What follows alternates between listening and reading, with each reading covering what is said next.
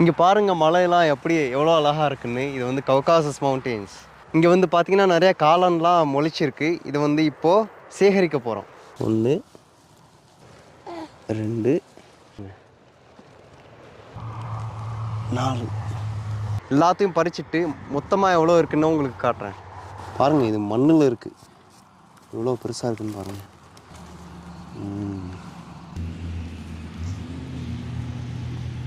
அழகாக இருக்கு.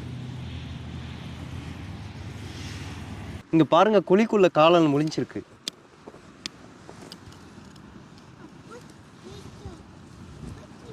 தெரியுமா? பாருங்க எவ்வளோ காளான் பறிச்சிருக்கோம்.